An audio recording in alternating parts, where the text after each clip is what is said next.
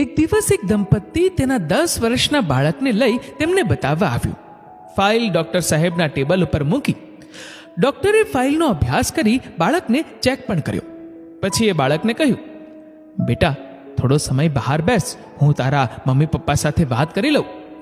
તેના mummy papa બોલ્યા, સાહેબ, બધી હકીકત તેને ખબર છે, એટલે વાંધો નહીં, તમે તેની હાજરીમાં જ અમારી સાથે ચર્ચા કરી શકો છો. ડૉક્ટર બોલ્યા, મેં પ્રથમ પરિવાર એવો જોયો જેના ચહેરા ઉપર ભય ન હોય. સાહેબ, શરૂઆતમાં અમંગળ વિચારોથી અમે પણ વિચલિત થઈ જતા, પણ ધીરે ધીરે ઈશ્વર ઉપર શ્રદ્ધા અને વિશ્વાસથી અંદરથી અમારા ત્રણેયનું મનોબળ મજબૂત થતું ગયું.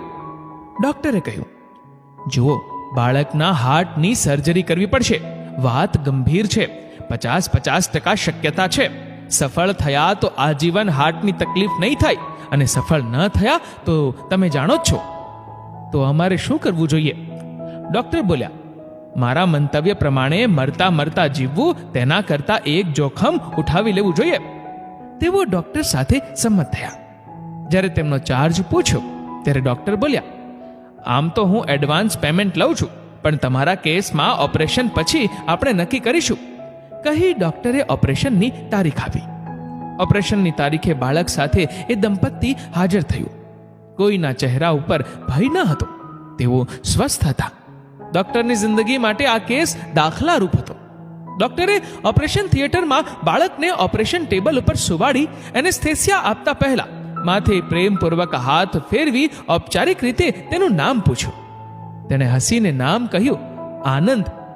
ડૉક્ટરે મજાક કરતા કીધું, બેટા, તારા નામ તેવા ગુણ છે.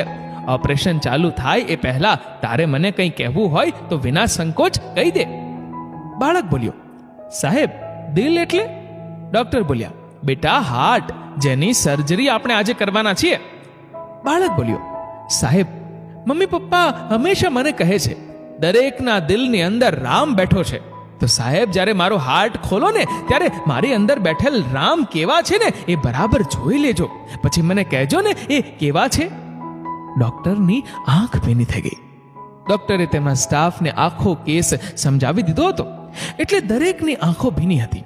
ડૉક્ટર પણ બોલ્યા, હજારો ઓપરેશન મેં મારા આ હાથે કરી નાખ્યા, પણ કોણ જાણે આ બાળકનું ઓપરેશન કરતા મારું મન અને હાથ વિચલિત કેમ થાય છે. ડૉક્ટરે આંખ બંધ કરી ઈશ્વરને પ્રાર્થના કરતા કીધું, અત્યાર સુધી મેં કરેલ દરેક ઓપરેશન મારો વ્યવસાય સમજી કર્યા છે, પણ આ ઓપરેશન શ્રદ્ધા અને વિશ્વાસ ઉપર થાય છે.